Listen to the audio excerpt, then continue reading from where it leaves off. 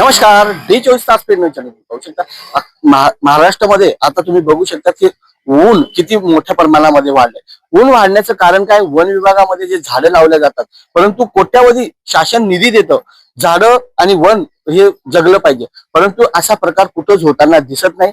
आज याच संदर्भामध्ये काही लोकांनी आंदोलन केलं आहे आणि त्यांचा एक विषय देखील आहे. धुळे वन विभागामध्ये कोट्यावधीचा भ्रष्टाचार झाला असा त्यांचा आरोप आहे. नेमका भ्रष्टाचार काय आहे आपण हे जाणून घेऊया. त्याला काय सांगणार, काय विषय आहे तुमचा? पिंपळनेर वरुण गावामध्ये 33 कोटी वृक्ष लागवडांची मोहीम राबवण्यात आली होती. सुधीर मुनगंटीवार मंत्री असताना महोदय, त्यावेळेस त्यांनी लाख कोट्यवधी रुपये खर्च करण्यात आला. मल्याचा पाडा कंपार्टमेंट क्रमांक 377, 378, 379 याच्यात, परंतु संबंधित अधिकाऱ्यांनी तिथं अतिक्रमण झालेलं होतं आता 2023 मध्ये 22-23 मध्ये. परंतु संबंधितांनी निंदणी वगैरे, खत वगैरे, पाणी वगैरे त्याच्यासाठी पूर्ण पेमेंट काढलं होतं. आम्ही ज्या वेळेस तिथं, आम्ही वृक्षप्रेमी असल्यामुळे आम्ही त्या ठिकाणी गेलो. त्या ठिकाणी गेल्यानंतर तिथं पूर्ण अतिक्रमण दिसलं आम्हाला. त्या ठिकाणी गेल्यानंतर, संबंधित व्यक्ती गेल्यानंतर त्या ठिकाणी पूर्ण अतिक्रमण दिसलं. कोट्यावधीची निधी शासन देतं, परंतु त्याचा उपयोग पूर्णपणे होत नाही असा आरोप आहे. त्याला काय सांगणार?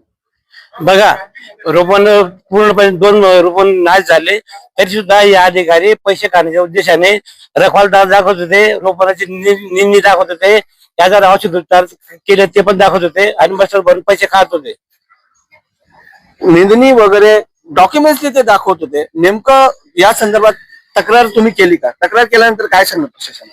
सगळ्यात महत्वाची गोष्ट ही आहे की जेणेकरून असा प्रकार जर या परिसरात चालू राहिला तर जेणेकरून या परिसरात काही या महाराष्ट्रभर चालू राहणार आहे. आमचा हेतू एकच आहे की जनजीवन सर्वसामान्यांचं विस्कळीत न होण्याचं कारण, आणि जर झालं तर भविष्यात पक्षी, प्राणी, पक्षी, माणसं कुठं जातील. असं जंगल तोड जर सुरू राहिली तर यांना जर बसला नाही तर असाच महाराष्ट्रभर पूर्ण जंगल तोड राहील आणि हे सर्व संबंधित जे अधिकारी आहेत ते संगनमताने काम सुरू राहील. म्हणून आमचा हेतू एकच आहे की संबंधित जे अधिकारी असतील यांच्यावर कठोरात कठोर कारवाई झाली पाहिजे, यांना शिक्षा झाली पाहिजे. आणि जे शासनाचा जो पैसा जो लादलेला आहे खोटं बिल सादर करून, म्हणजे हे प्रकार जर बघायला गेला ते तेलगी प्रकरणापेक्षा भयानक प्रकरण आहे. तेलगी प्रकरणामध्ये जर झालं होतं स्कॅम घोटाळा, त्या पद्धतीने खोटं बिल सादर करून हा पैशांचा पाऊस पडण्याचा त्यांचा प्रयत्न आहे, जेणेकरून यांना शिक्षा झाली पाहिजे. आमचा एकच माणूस. वन विभागामध्ये खोटे बिल करून बिल काढण्यात आले, कोट्यावधीचा भ्रष्टाचार या ठिकाणी. दादा काय सांगणार, नेमकी आपली भूमिका काय असेल? संबंधित अधिकारी कोण कोण आहे ज्यांनी जे भ्रष्टाचार केले? संबंधित अधिकारी तिथले जे वनपाल आहेत, संदीप प्रभाकर मंडलिक हे प्रथम जबाबदार, त्याच्यानंतर त्यांचे गार्ड, त्याच्यानंतर जे पहिले असतील ते पण जबाबदार आहेत. पहिले ज्यांनी काम केलं त्यांनी कोणत्या याच्यापासून, परंतु ज्या ठिकाणी त्या संबंधित अधिकाऱ्यांनी भेटी दिल्या, सदगीर साहेब, नितीन कुमार सिंग साहेब व बच्चाव साहेब यांना प्रत्यक्ष तिथं पीक पैरा केलेला दिसून आला.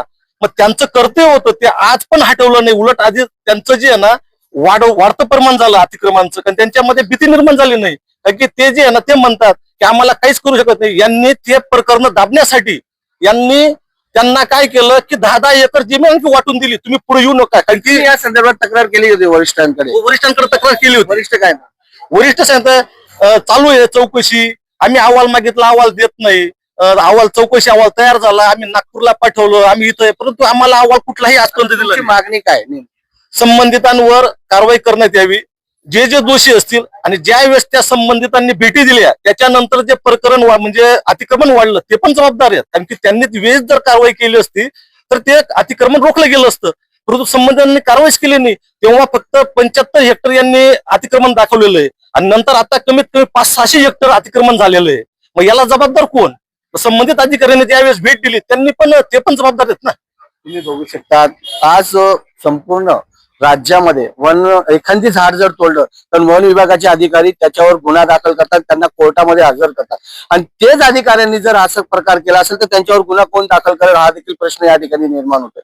आणि संबंधित जे भ्रष्टाचार करणारे असतील, आज तुम्ही बघू शकता उन्हाचं तापमान याच्यामुळे झाले तर वृक्षच राहिले नाही तर जनजीवन राहील कसं, असा देखील प्रश्न या ठिकाणी निर्माण झाला. अधिकाऱ्यांना कुठला वचक देखील या ठिकाणी राहिला नाही. गावकरी या ठिकाणी आंदोलन करतायत. वारंवार तक्रार केल्यानंतर देखील प्रशासन या ठिकाणी लक्ष देत नाही.